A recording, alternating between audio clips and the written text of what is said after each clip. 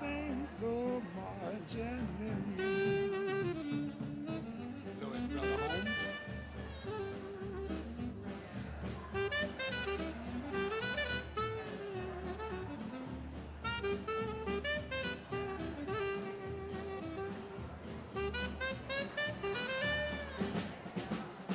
When the saints go marching in, when the saints go marching in, yes, I want to be in that number when the saints go marching in. Good evening, everyone. Those of you who are looking at the exhibit, we're going to start our first part of the evening, so if you'll please take your seats. Thank you. So thank you so much for coming today. My name is Leslie Countryman. Peter Rinaldi, my colleague, who is up on the bridge, as we call it, and I both are very excited about offering you this event. It is something that's near and dear to us for many reasons. And before I introduce one of your hosts this evening, Sydney Heughins, Heughins, excuse me, I just wanted to let you know a little bit of how this came about. A year ago, we were doing a community art show. We've had this Tuesdays at Rutgers series for a couple of years. This is our second year. And somebody in the church asked me, have you seen Susan Scherer's portfolio? It's an old, run-down, doesn't have a good zipper, but I opened it up, and inside was this cache of amazing artwork and a testimony to Susan's second or third career, actually. And I said to Susan, I can't put one of these pieces in this art show. This is an exhibit. So we met, and the more I learned about Susan's history with design and her life as a performer here in New York, everything was sort of coming together to have an art exhibit about the costume design, art, and technique. And Susan said, I don't want this about myself. I don't want this to all be about me. So I said, well, why don't we make a connection with your alma mater, FIT, where Susan took classes, and through a crazy group of people that we connected with, I got an email from Sydney saying, hey, I met you at this place with this women's group, and I'd love to get involved in this art exhibit. So I put the two of them together, and magic happened, and we just kept moving forward on this project. So this is the culmination of 3 months of a wonderful time, and the designers that you're going to see, thank you, the designers were selected and came to orientation. Some of them had just gotten to New York City the day before.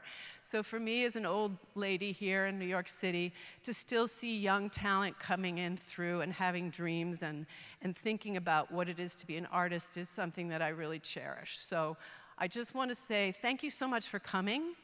We're going to have a lovely runway show for you and a talk back. And then we have a good bit of reception and refreshment.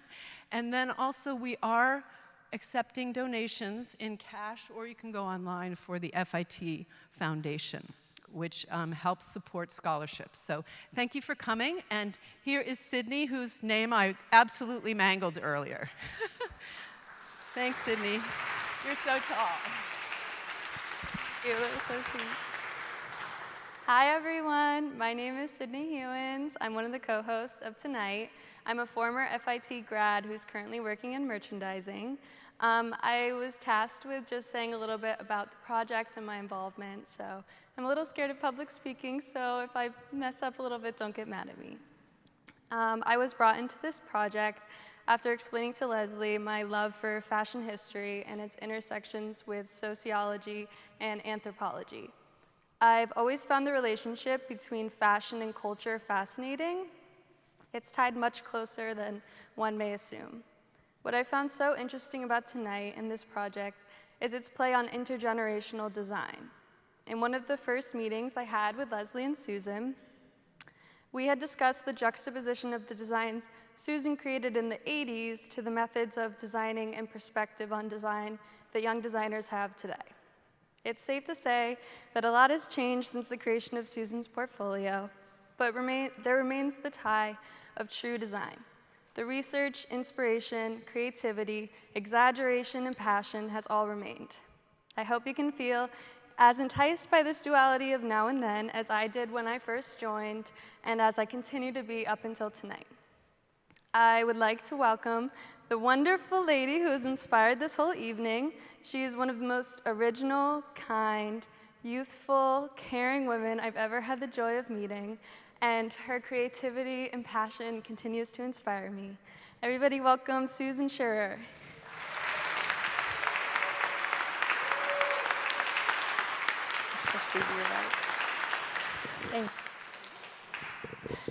Thank you, Sydney, and thank you, Leslie.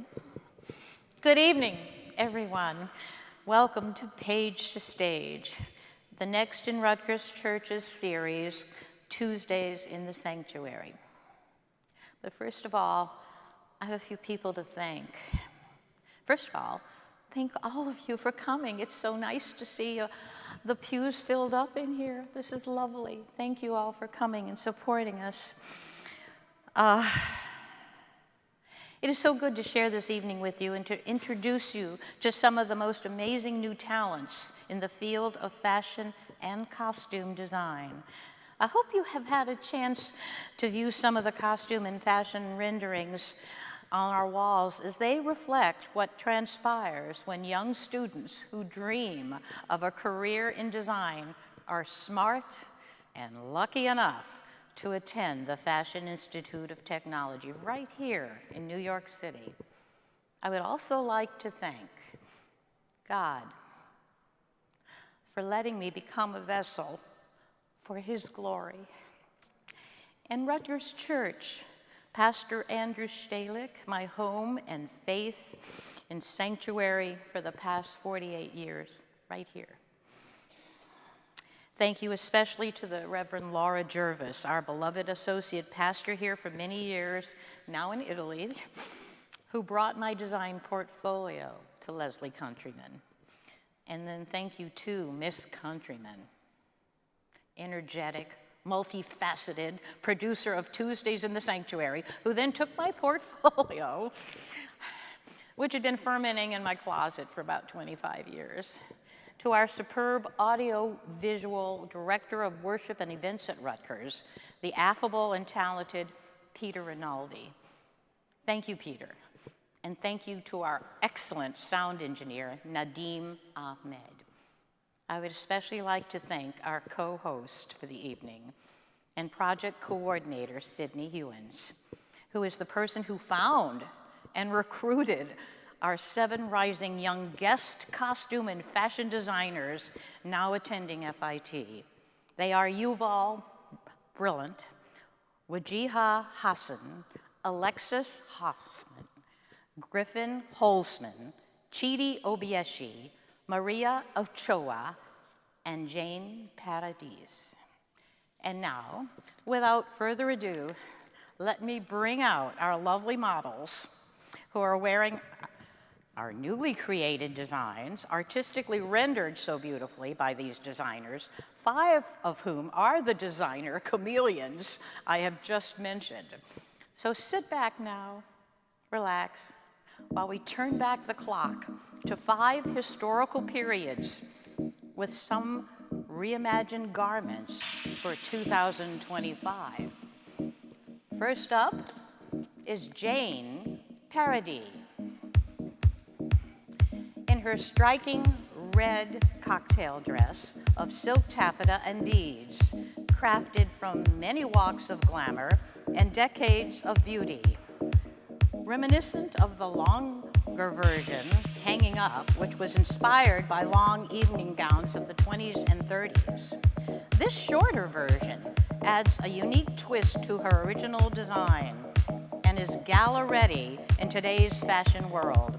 We can see that Jane's design has Art Deco influence and could have easily been worn to Gadsby's Grand Mansion parties in the West Egg. Jane is an FIT student continuing to discover her own unique style while drawing influence from the classics and various storylines to create timeless pieces that can fit into a plethora of theater shows, movies, opera, and timeless glamour.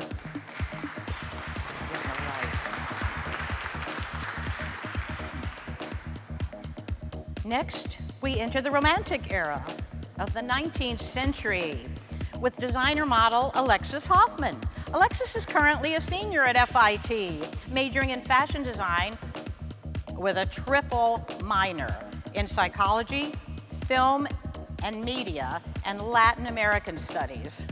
She first became interested in fashion just 5 years old. Since then, she has her own work featured on many platforms, including Playbill and Broadway World. Now she travels the tri-state area costuming period productions and currently has a dress on display at the Wilson flagship store in Soho. The garment Alexis wears today is based on my design, which in turn carried elements that Mary Todd Lincoln might have worn during the Civil War time into my idea of fashion for the 80s. Now, combining pink from the original work with her own signature red, Alexis has created a look that is powerful and sweet. Made from red wool, various shades of chiffon, and hand-dyed lace, this three-piece look consists of a panier, pencil, skirt, and vest. The vest and skirt can be worn together without the panier for a more classic everyday ensemble. Adding the panier helps give this design an elevated costume aesthetic. Now, rolling back the clock to the Elizabethan time of the 16th century, we now have Yuval Brillant, a senior at FIT studying technical design with a minor in fashion history. She discovered her passion for sewing at a young age and has been sewing ever since. She's currently an intern at Alexander Wang. Given the challenge of the Elizabethan era, Yuval's present-day gown is a structured corset with a dropped waist and a voluminous skirt with a train. There's also a tulle petticoat underneath and a separate chiffon chemise with a hand flower smocking technique on the sleeves and at the neck. She was inspired by the jewel and pearl decorated necklines of the Elizabethan period and incorporates that into her design. The gown is of a rich gold brocade reminiscent of this time. She loves researching fashion history and using museum collections to research paintings, clothes, textiles, and jewelry of this time period to get a greater understanding of fashion styles.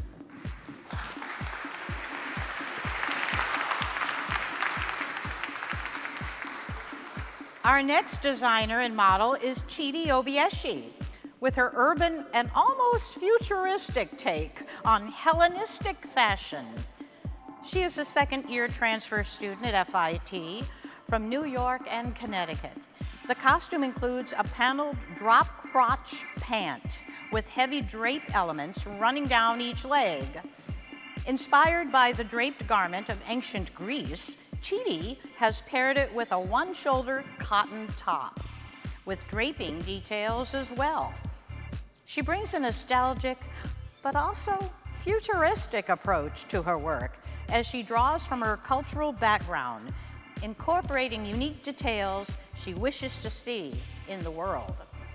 Chidi plans on continuing her journey in fashion design, creating a brand that includes pieces like this.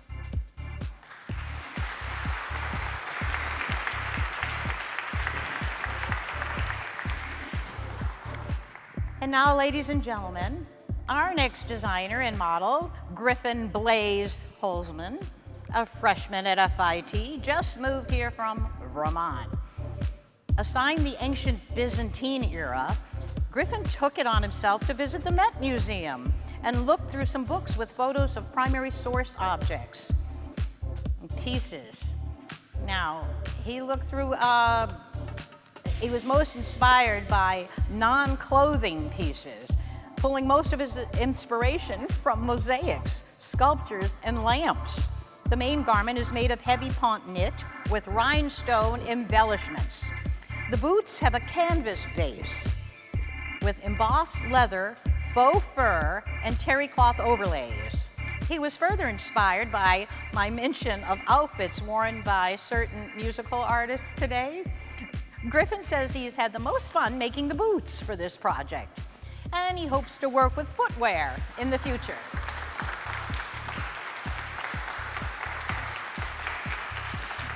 Our final stop on our timeline is Mesopotamia, with designer Wajiha Hassan. Raised in a culturally rich Indian Muslim background, Wajiha has always been deeply connected to her roots and driven to express them through fashion. Now, a fashion design student at FIT with a minor in creative technology, she also serves as vice president of the Innovative Technology Club.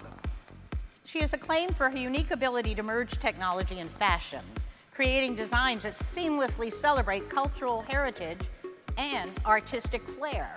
From the depths of this ancient land, stories were woven into fabric, threads of history spun with grace and power, where each design stitches bridges the past and present. Artistry and innovation, where golden hot desert sands meet the rich and fertile black earth. Here is Wajiha and her lovely model, Angelina Au, breathing life into the spirit of Mesopotamia. And here is Wajiha's design for today, made with silk chiffons and stretch cotton, adorned with elegant sequin trims. Thank you.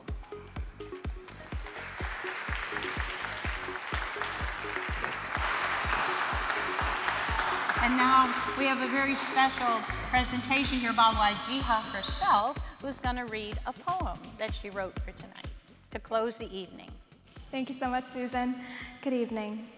In the cradle of time where rivers weave, Mesopotamia whispers, a tapestry we conceive. Our vision brings forth vibrant saris, repurposed threads, and cultural stories. Each fold, a connection, each color anew, celebrating our past as we step into view. Stitched with care, a legacy fond, unveiling the future and history's beautiful bond. Thank you. Thank you, Wajiha.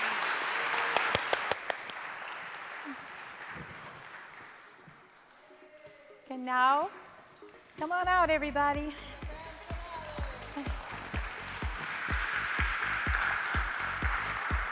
Jane, Alexis, there's, oh my goodness, Yuval, Chidi, Griffin, and our model, Angelina. Thank you all so very, very much. Did a beautiful job.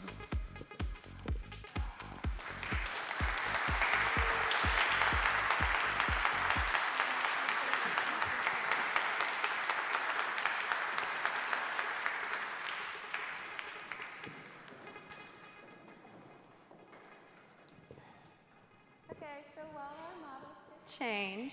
We're going to transition into a talk back experience where anybody who has any questions about what they've seen tonight and wants to ask any of the designers anything, you can prepare your questions and you'll have an opportunity to ask them. We're going to invite all the designers back to the stage in just a few minutes for all these wonderful questions. Just making a quick change now. You know what that is. They're going to come back in their street clothes and look like the wonderful, sweet people they are. Any questions from anybody? Anybody have anything they want to say or add, or any questions? You want to talk about some of your favorite designers? Do you have any favorites? Oh, from here tonight, Yuval. Yeah, Yuval. Yes, she did a beautiful job. All of them have. I'm so pleased. You know, their select of their period, we gave them to them. We kind of drew them blindly out of a hat and said, okay, you're Byzantine, you're a medieval, you know. And they took them. They took them and went with them. And I said, well, if you don't like your period, you can trade. Nobody traded. They took them and went and just came up with the most amazing things, I thought. It's fun. When I was at FIT, that was sort of our task. We were told that we had to, go and research these things and try to build a present day fashion from them. That's what this wall is all about. And so I was taking these classes in the 80s, and so my idea of what was current fashion, of course, has now changed. And so you can see how it's changed to what they presented today. And it's what's been like 30 years, more than that they've undergone amazing changes, as we always do. But I always used to think, well, why just go back 20, 30 years? Why not go back 300 or 400 years? And look at some of those elements and incorporate some of them. We don't have to keep recycling the same old 20, 30 years all the time. And that's I hope, what we've done tonight. You can see how even, Greek influence is still very much alive and present, as with Chidi's little outfit tonight. And people like Alexis, who is currently working on another production, the one that was wearing the little hoop skirt, the Elizabethan, I think it was. She is currently designing a production of Dracula right now, at the same time that she's going to school and doing this. I don't know how they did it. Any questions?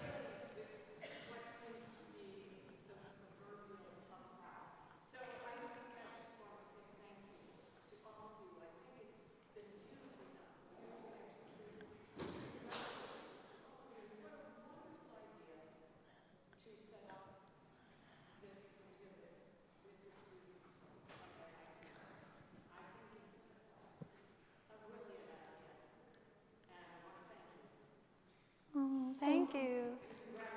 Thank you. Thank you. And also, I'd like to mention, if anybody is looking to come see the exhibit, it will be open every day this week from 12 to 2, and you can see all the renderings. So feel free to come back. And Susan, I found this really interesting, so I'm going to ask her this question. I know the answer, but Sue, why don't you guys have a seat? The guys are kind of come out. Sue, what was really interesting to me was Susan's own journey. And would you be willing to just share a little bit about how you got into design? Because to me, it was a very interesting, integral part of how we all have to change into different people as we go along as artists. And then also your time with Sydney, how you mentored these designers. I found that particularly interesting. So if you could share a few comments. Thanks. Well, in answer to your question, I have to say, when I was a little kid, I kind of always knew I wanted to at least come to New York. And I'm pretty much arrived at the fact that I wanted to dance and sing and act by the time I was in junior high school. And at the same time, I was also taking a lot of art classes too. And so I kind of started falling in love with, doing little sketches like little kids do. But so I came to New York after spending a year with June Havoc's Repertory Theater in New Orleans, which I was so lucky to get into because it was such a gentle easing into theater before coming into New York. And I came and had wonderful friends help me, and I was lucky enough to work quite a bit for my first 10, 20, 30 years in the business, mostly on tour. I did a lot of tours, and some off-Broadway here and there. And my boyfriend, I met a fellow by the name of Gig Kramer and fell in love with him, the love of my life, and we had a dinner theater together even for a while in Florida. So that was like my early years. But then I started to notice that my knees were not behaving the way I wanted them to anymore. And it started just getting really frustrating to be able to envision something and not be able to execute it. So I said, oh my God, I got to go back. I want to stay in theater. I don't want to leave the theater. I love it. So I went to Actors Work Program run by Actors Equity, where they helped actors and dancers who are trying to transition into another career other than waiting tables, even though that's a fine occupation. But they just wanted to give us all a boost. So they said, what do you want to do, Susan? And I said, I don't know. I'd kind of like to stay in the business, I think I want to go to costume design. And they said, okay, where do you want to go? I said, FIT. And they said, okay, we'll send you. They did that. They sent me to FIT for 3 years. God bless them. I wouldn't have been able to do it without them. And I learned so much, and it just opened up a whole new world to me. And I found that it was a lovely way to stay in the business and still have friends and still be able to live in the city I love, the city of my dreams. And I'm grateful, very grateful that I have my good friend Arlie here tonight. Thank you for coming, Arlie. And all of you, thank you for taking an interest in this and being here. We're just waiting for the designers to... Sydney, to answer her question. In terms of this project and Susan, I was really just fascinated with Susan's time spent in New York and her experience as a creative in the city. And she's been here since the 80s, which I think is really inspiring to us young people moving here, because I think it's a lot of our dreams. And she's really just a representation of the best aspects of New York City, and also everything I dreamed about doing when I was a kid, as doing costume design and fashion design. And her apartment is just filled with these beautiful sketches and all of her old materials. And her apartment is like a museum in and of itself of just like amazing historical aspects of fashion design in the city. And she's just a really wonderful woman, and I hope that our holding you over right now is interesting, because she's so interesting. And working with her has been really just like such a blessing. So. Oh, thank you, Sydney. I have a new friend. She's been great. Yes. Yes. Oh, we're gonna have the designers enter. If you mind just holding your question has a for question. 1 second. We're just gonna have them enter. You can ask when they get out here. Okay. Come on, guys. Come on.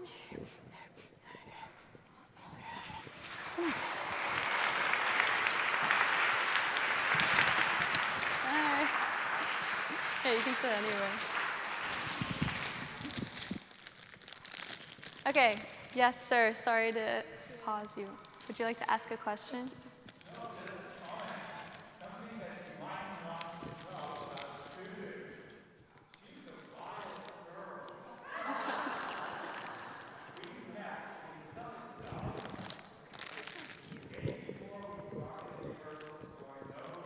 Net, and she was the most delightful Nanette, and I was the most awkward, goofy Tom. But that night, she said, let's do something crazy. Let's break into the costume shop. I said, we can't do that. They'll never let us do that. We'll get fired. Well, we broke into the costume shop.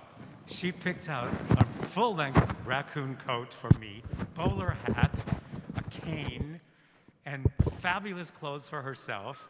She called me Mortimer and herself Emma, and we paraded into the theater while the current show was going on and astounded everyone with our outfits and her goofy sense of humor. She is more than just sweet and lovely and talented. She's a goofball, too. You heard it here, folks. You heard it here.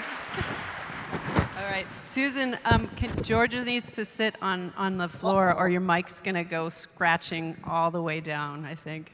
Would you like a hand mic?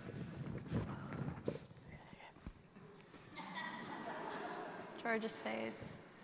Okay, so now that we have all the designers, if anybody has any questions about the garments, yes. Leslie will hand you a mic. Oh. Which of you designed the Mesopotamian dress? I'd like to ask you something. The one who designed the red dress? No, the Mesopotamian one, the black long gown. She's coming out right now with all the clothing. Ah. Here they come. Well, oh, there it is, yes.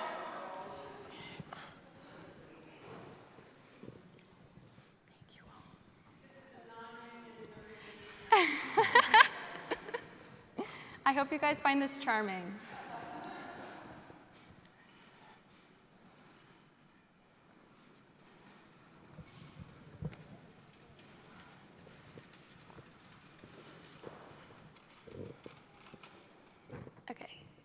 have a question for you already. I wanted to ask you, I believe it belongs on a Paris runway, and I was wondering if you're going to go into any kind of manufacturing, or if you can, you know, you're a brand new designer, nobody knows you, so I don't know how you get on the Paris runway. I don't know if you make contacts or how you can do it, but that's definitely where it belongs. Thank you so much. Yeah. Well, my parents are from India, and that's where I take all my cultural immersions from. And it's so nice they're here in the audience as well. Yeah, my father works in textile, and my mother is always so hardworking with everything. It's nice to see parents who are a part of the industry, but also I've seen my parents sweat, so absolutely I'd love to show and stuff. Regardless of my internships that have come from special occasions, it's really nice to see how the industry is emerging and stuff. I'm currently minoring in creative technology, so we're working on amazing projects for the future as well to envision, and we're the future, and I know there's some of my friends in the audience as well, so thank you for coming tonight. It's amazing, and you guys are so pushing forward to the future, and I can't wait to see everyone come up with amazing ideas too. So thank you. Yeah.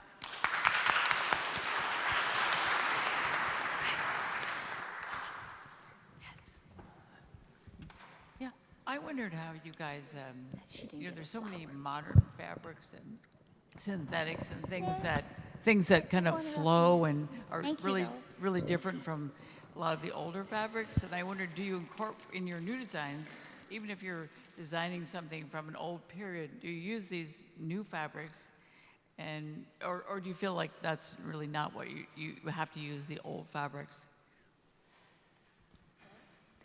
Talking about the change in fabrics from when Susan was designing to now, your guys' thoughts on that?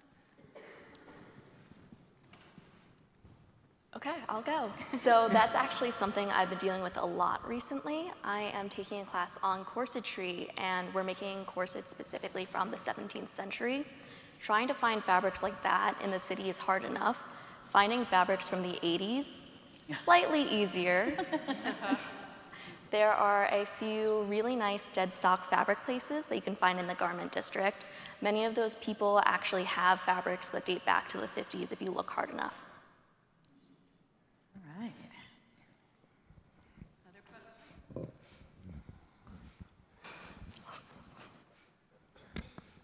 So I have a question for two of the designers on the panel, Yuval and Alexis. Well, first of all, congrats on finishing your garments, all of you that are up there. What would you say is the most challenging part of working on your garment for the two of you guys? Yeah. Sorry, which designers? Yuval and Alexis. Okay, so that's our friend Jordan. The correct answer is Jordan is probably the most difficult part of our designing process. As much as we love him, he loves to talk, and that distracts us. But we are very thankful that he's here tonight. Now, my actual answer is probably, I feel like everyone says time management, and as good as I might be at it, I still have issues with it sometimes. Of course, I love my friends, so I love talking to them, and I love getting distracted by them. But trying to balance both my work life and my personal life has definitely been something that I've learned a lot about in the past few months, few years, forever. Oh, you don't have the mic. Thank you. Oh, thanks. For me, the hardest part of making a garment for me is trying to find the balance, because sometimes you get stuck on the small details and you have to just produce a garment. You have to work with school and work and all these things, so I think that's the hardest part for me.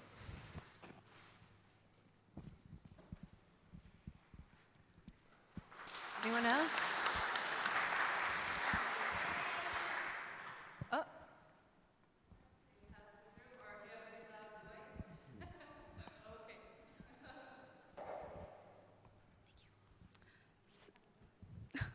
Okay, so my question is for all of you guys. So same as Griffin got inspired by not clothing items or objects, how do you guys think that objects or pieces of art influence the way we see fashion or the way you guys see fashion? Objects.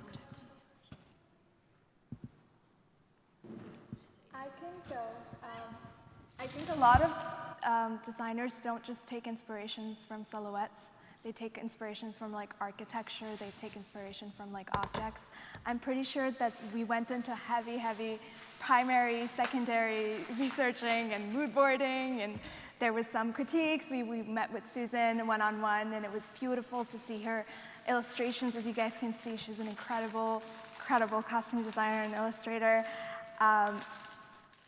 It was just so inspiring. I'm so sure that I personally kept the same colorway as hers, because she said this one thing where it says where the fertile earth meets like the sand dunes meet like the fertile earth, and it was really beautiful, and that's what touched me.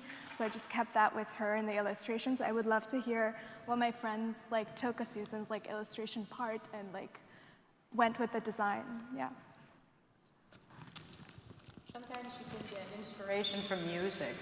I think some of you had mentioned that. They submitted the music you heard tonight, and I submitted some of it. Everybody has in mind the kind of music they'd want to hear. So thank you all for contributing your music and being inspired by it.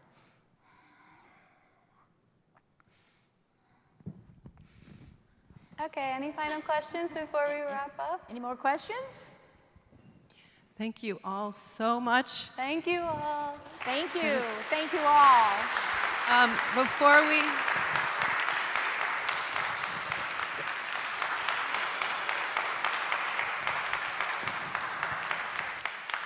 Thank you so much for coming. We are putting food out. Please feel free to stay. And we have some refreshment and more conversation. Thank you for supporting this night. It was just a blast. Thank you.